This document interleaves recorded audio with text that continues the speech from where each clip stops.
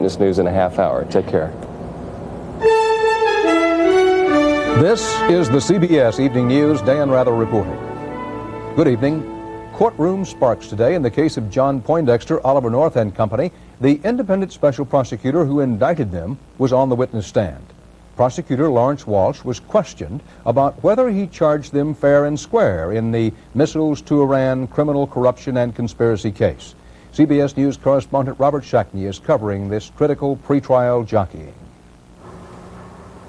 The four defendants came to court today to challenge the very basis of the prosecution, arguing the testimony given under a grant of immunity by three of them: Oliver North, ex-National Security Advisor John Poindexter, and arms dealer Albert Hakim had improperly been used to build a criminal case against them. Special Prosecutor Lawrence Walsh was the only witness. He admitted under cross-examination that he had inadvertently been exposed 6 times to what he said were fragments of information about the immune testimony, and one of his assistants had to withdraw from the case for the same reason. But Prosecutor Walsh also presented documents describing how he instructed his staff not to read or listen to news reports about the immunized testimony, and how much of his evidence was independently gathered and filed in court under seal before any of the defendants testified. He repeated in court today what he told the Bar Association last year. We recognize the problem as a serious problem. We think we have met it, and we intend to go ahead. We made a number of arrangements with the special counsel. I think the principal one was simply to delay hearing from witnesses until the special counsel had an opportunity to gather the evidence on an independent basis. The defendants had their problems too. Judge Gerhard Gazelle ruled they could present no witnesses on the immunity question because their lawyers had violated a court order on procedures. The judge said he'd make no quick decision on the immunity question, and it's not the only challenge to the prosecution. Tomorrow this hearing will be in recess, so lawyers can attend the Supreme Court to hear arguments over whether the special prosecutor law itself is constitutional. Robert Shackney, CBS News, Washington. Mystery and tragedy in the Atlantic Ocean. U.S. sailors injured when an explosion ripped through a submarine were airlifted today to a Florida naval hospital. Officials said 92 crewmen were aboard the USS Bonefish when the blast set off a fire yesterday. Not all hands are accounted for, as Bruce Hall reports. The fire is out, but Navy officials say the heavily damaged submarine USS Bonefish is now abandoned and floating dead in the water. Navy ships this evening are still crisscrossing the area, searching for 3 missing crew members in the waters 150 miles off the coast of Daytona Beach, Florida. Officials say the 30-year-old diesel sub was rocked by an explosion in the battery room. Moments later, a fire broke out, and toxic fumes quickly spread through the 219-foot-long sub, forcing the captain to order everyone to evacuate. 2 other ships were nearby, and helicopters immediately began a dramatic rescue, plucking sailors from the deck of the Bonefish. 22 crew members were injured on the sub, most from smoke inhalation, and they were airlifted to the hospital facility aboard the aircraft carrier John F. Kennedy. After a night aboard the Kennedy, those with minor injuries were helicoptered to the Naval Hospital in Jacksonville, Florida.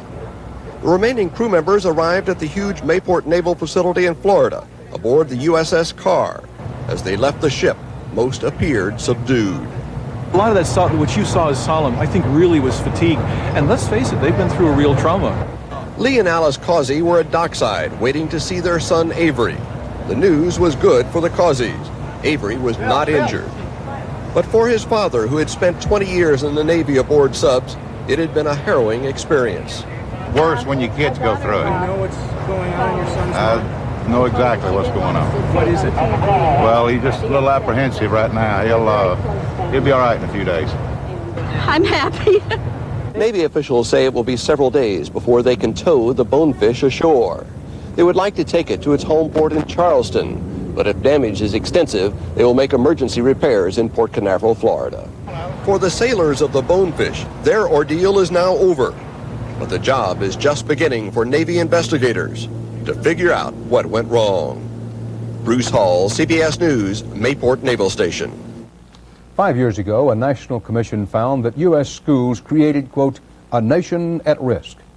Today, Education Secretary William Bennett said We are doing better than we were in 1983, but we are certainly not doing well enough.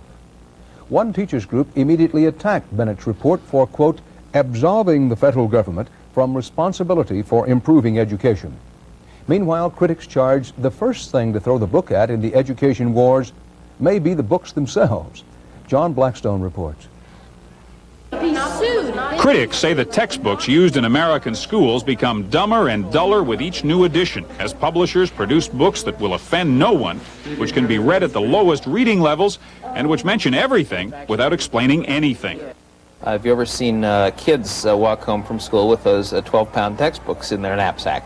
They are, for the most part, unbelievably boring, tedious.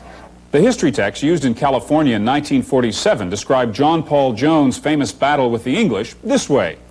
The American ship had so many cannonball holes in its side it was beginning to sink. The English captain shouted, "Do you surrender?" "Surrender," John Paul Jones roared back. "I've just begun to fight." Compare that to the 1986 textbook version. At one point in the battle, Jones' ship was sinking. When asked to give up, Jones answered, "I have not yet begun to fight." He went on to win. Why is there so much skimming over names, skimming over events, skimming over dates? Part of the reason is the pressure that states put on us to include certain events, dates, and names, and they reject the books if they're not in there. What's a publisher to do? What some teachers do is hang on to old, better-written textbooks. In Torrance, California, fifth-grade teacher Beverly Pyatt uses a history book published in 1962. Man hadn't been to the moon yet when that book was. The book ends with Dwight Eisenhower.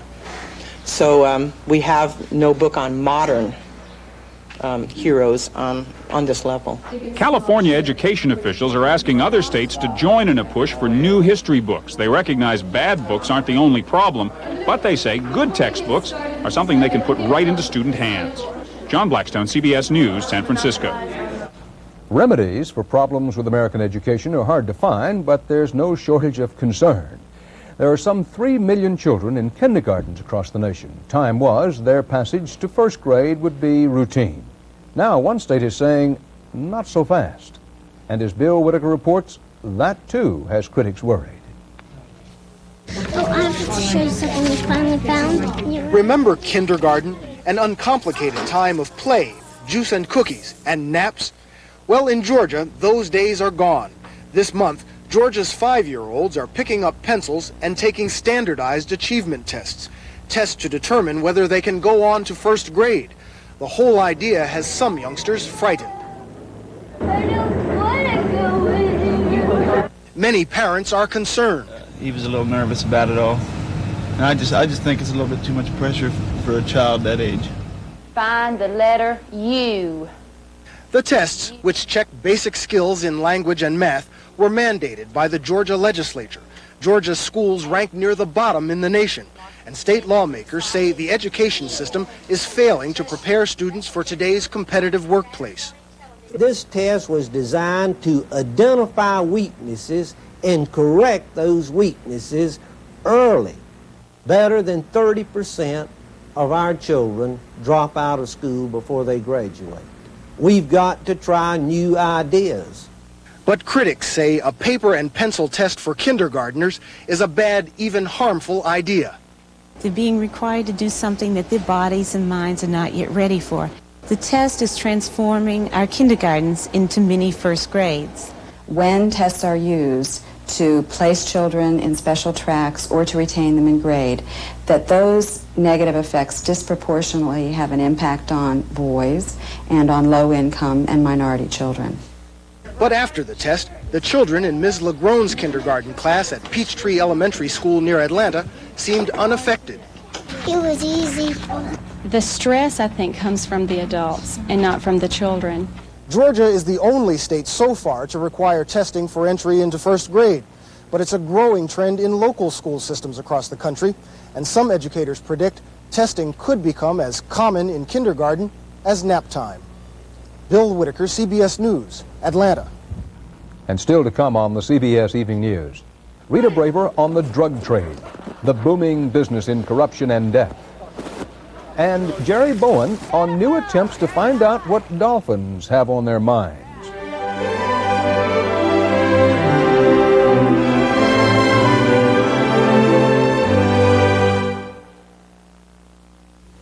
for Post Natural Bran Flakes Lena Horne on getting the best out of life. Taking care of my voice, body, and taste buds is what keeps the brass in this horn. Reach for the best tasting high fiber bran flake. Post Bran Flakes at their best.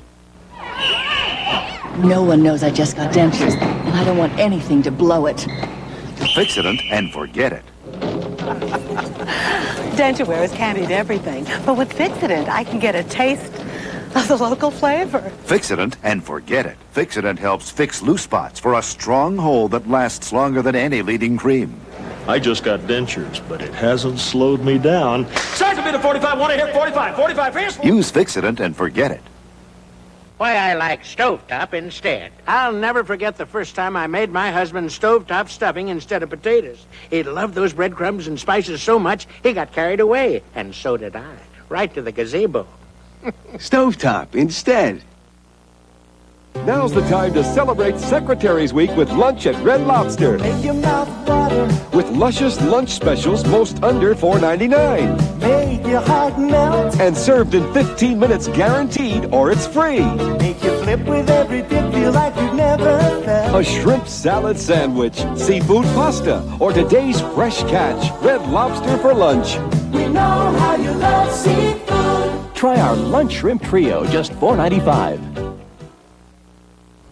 A federal grand jury in Florida today indicted 13 people on charges of smuggling tons of marijuana and cocaine into the United States.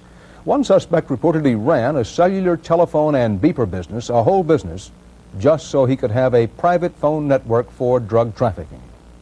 Over the next several weeks, the CBS Evening News will be looking beyond the high-profile election year drug busts to what is and isn't actually being done to stop the addiction and violence tearing people and neighborhoods apart all across America.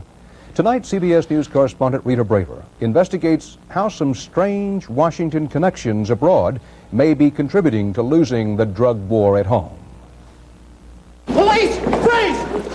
Violence in the streets, addicts in the shadows, chaos on the borders, and money pouring out of this country into the coffers of the drug lords. Jorge Luis Ochoa Vasquez and Pablo Escobar Gaviria, the leaders of the Colombian drug cartel, are now considered two of the richest men in the world.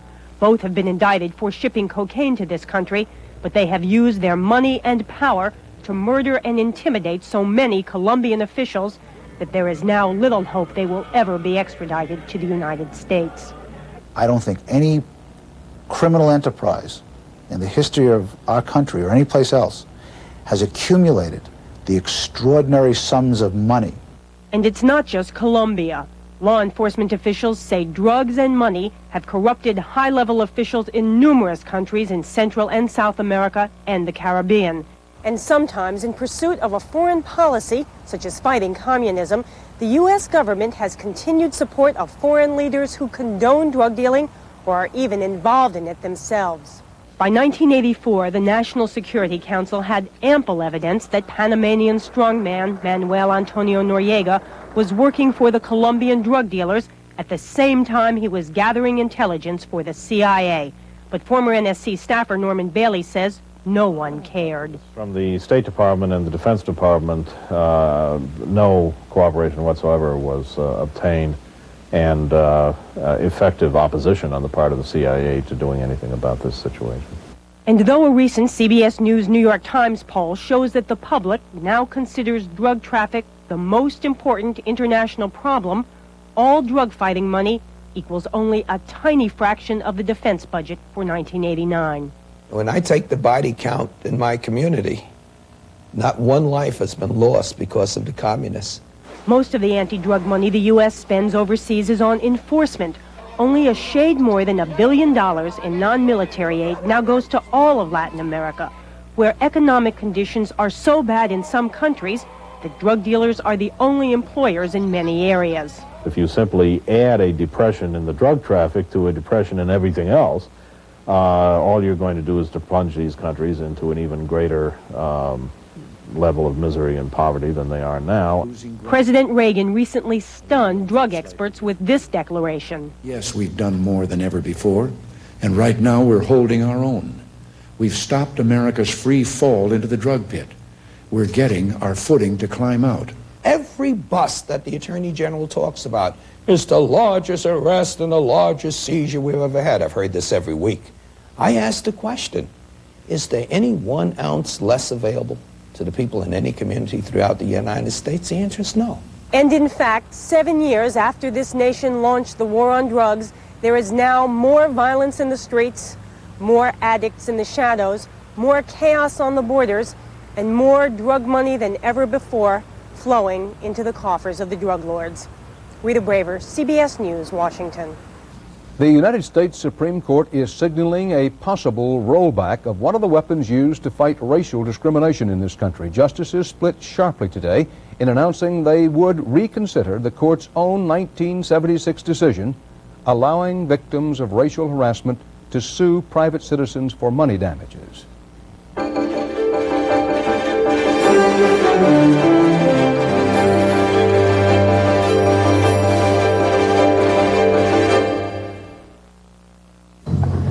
I've heard some people say that all pain relievers are the same.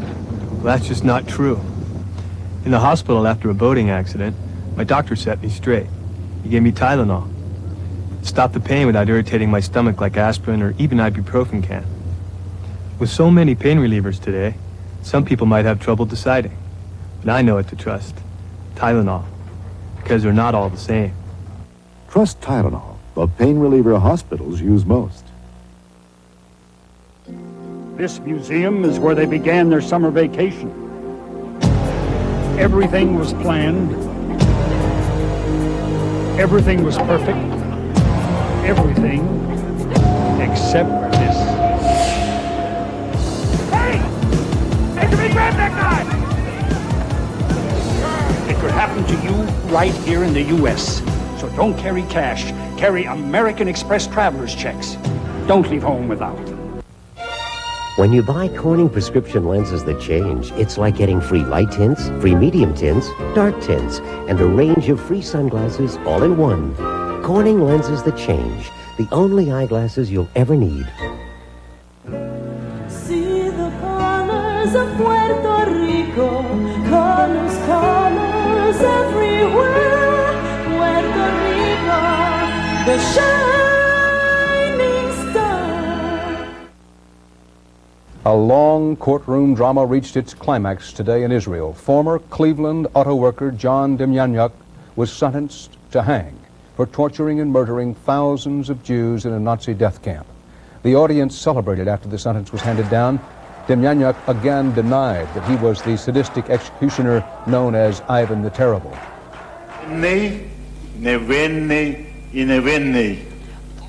I am innocent, innocent, innocent. And God is my witness. The Israeli Supreme Court will automatically review that death sentence. In this country, eve of the Pennsylvania primaries, Michael Dukakis and Jesse Jackson disagreed today about whether to make any concessions to terrorists holding hostages. Dukakis took a harder line against concessions than Jackson did. Today's Democrat-to-Democrat foreign policy tiff is a taste of what Dukakis may be in for if he is the Democratic presidential nominee. CBS News correspondent Bob Fall reports on Michael Dukakis' foreign policy problem. Michael Dukakis may be winning the political marathon, but he could be slowed by an Achilles heel. The perception that on foreign affairs he's not just inexperienced, he's in over his head. Dukakis, in terms particularly of defense policy and in dealing with the Russians and working for arms control, would be a disaster. He's not familiar with the different areas, with the options, with the arguments, and so you always feel like you're on thin ice and you're feeling your way. Criticism also comes from the foreign policy establishment. Those views that he has expressed worry me. When you are in office, you have no time to learn. It is a myth to believe that you can learn in office. Naive and simplistic, said critics, when Dukakis touted international organizations over American military force.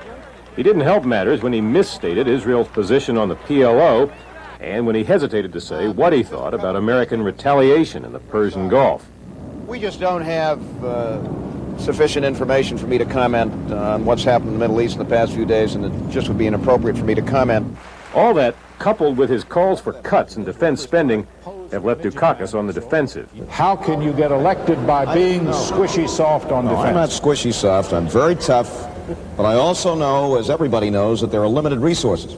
The governor's chief foreign policy advisor says what is important in this debate is what George Bush has done and what Michael Dukakis wouldn't do. He would not have called Marcos a friend of democracy, nor would he have been involved in arms and hostage deals. So I don't think it's a matter of how long your foreign policy resume is, but how much judgment and hard work you apply to dealing with the very complicated problems of international relations. Still, those who helped Jimmy Carter fend off that inexperience charge in 1976 think Republicans can make even more of it this time. Frankly, Carter had a much better grasp of the world than probably Michael does, and the Republicans are going to exploit it. They're tough, and they're aggressive, and they're going to kill him. I don't think a northern fried Jimmy Carter is what the American people are looking for this time in the area of foreign policy. I think the foreign policy record of this administration leaves much to be desired, and I see it as a major issue for Democrats in Central America, in the Middle East, at the negotiating table, and in a lot of other places. Sensing a weakness, Dukakis strategists plan to campaign on domestic, not foreign issues. Sensing a weakness, Republicans are already licking their chops. Bob Fall, CBS News, New York. A top official of Nicaragua's Sandinista government was in Miami today to set up the next round of peace talks with the Contra rebels. In Washington, President Reagan ordered an extension of the U.S. trade embargo against Nicaragua. It was due to expire May 1st, but Mr. Reagan said Nicaragua still poses, quote, an extraordinary threat to the national security of the United States, unquote. The UN Security Council today voted to condemn the assassination in Tunis of PLO leader Abu Jihad, a killing reportedly carried out by an Israeli hit squad. The vote was 14-0. The United States abstained. Among other things, the assassination has spurred a move toward Arab unity. Today, PLO chief Yasser Arafat met in Syria with President Assad, only the second time they have met face-to-face since Arafat was expelled from Syria 5 years ago.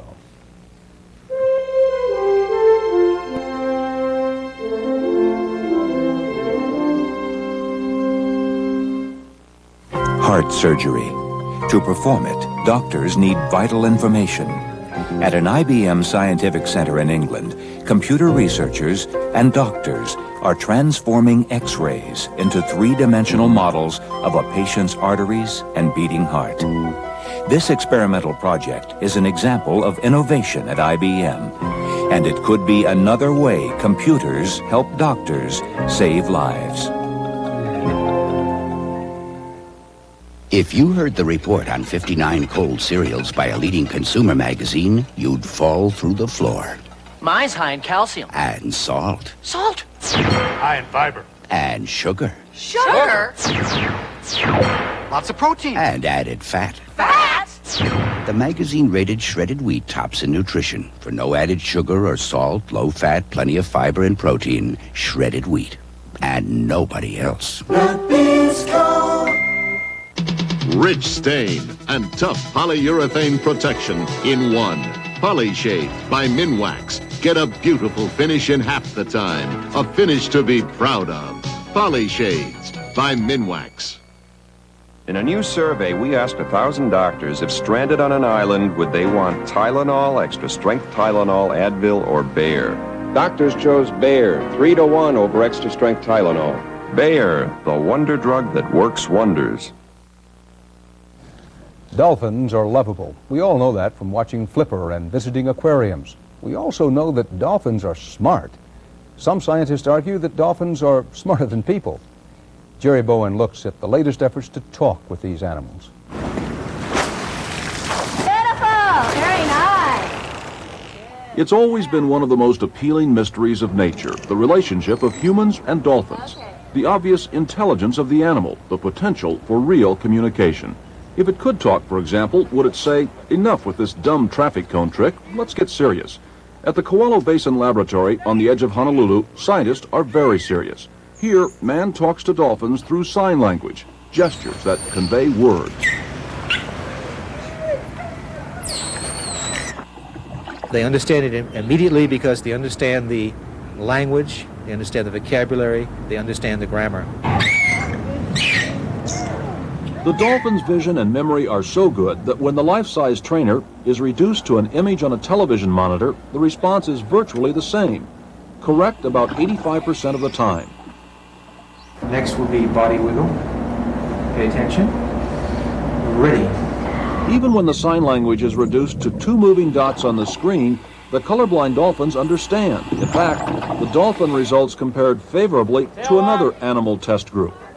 What we found was pretty surprising and a little embarrassing, and that is that the dolphin does better than a lot of the humans. The television experiment has opened the door to an even more ambitious attempt at communication through something called the dolphin keyboard, essentially a simplified computer keyboard that will enable the dolphins to talk back to a certain extent if they want to. There will be a keyboard with 16 keys. The dolphin will swim up to a key and strike a key. Each symbol in the language on the keyboard will be tantamount to a word. A central computer will relay messages between man and dolphin, or dolphin and dolphin. Each symbol will appear on a TV monitor, so the dolphins have a record of the keys they pressed. Work has already begun on teaching the symbols, and already there are dreams of where this all may lead. It's clear that dolphins have some language-like abilities. It's also clear that they're not about to pop out of the tank and start writing great literature. One of the things we really want to do with the keyboard is to get them to describe their world for us. And if the experiment really works, if the dolphins use the keyboard, what might they finally ask of man? Will they utilize that to actively communicate with you, to find out about you, your likes and dislikes, and how they compare with their own? They might just say, you know, give us some toys, or, you know, get out of there for a second, leave them alone, you know. And I think that would be nice because they have a right to express their opinion, and right now we're just kind of guessing. Imagine that. Man finally communicates with the dolphin, only to have the usually social creature say, "Frankly, Professor, I'd like to have a little privacy." Jerry Bowen, CBS News, Honolulu. And that's tonight's CBS Evening News. Dan Rather. See you tomorrow. Good night. Nothing should come between you and your pet. Set the Hearts 2-in-1 collar. The collar that kills fleas and ticks for 5 months. Keeps them off your pet and out of your home. Go ahead, hug, snuggle, tickle him. The Hearts 2-in-1 collar lets you get close to your pet without getting close to fleas and ticks. If you want to hug a happier pet and have peace of mind, get the Hearts 2-in-1 collar. X-Lax presents some gentle guarantees. The warmth of the new sun waking the sleep from your body. The cool freshness of the morning air. And now the peace of mind that comes from the X-Lax guarantee. Taken at bedtime, X-Lax is guaranteed to work gently, effectively, by 8 a.m. or your money back. So in this uncertain world, isn't it nice to know you can relax with a family friend? X-Lax, guaranteed to work by 8 a.m. Know what's so great about this new Hoover cordless double duty cleaner? No. It picks up dry spills and wet spills too. Wow. Am I seeing double? Yes. I'll take one. Double duty. Hoover keeps making it better. So which one of you do I pay? When the burning, itching, and soreness of hemorrhoids flare up, Tux medicated pads give you soothing, cooling relief on contact. For hemorrhoid flare-up, get Tux, now with free carrying case.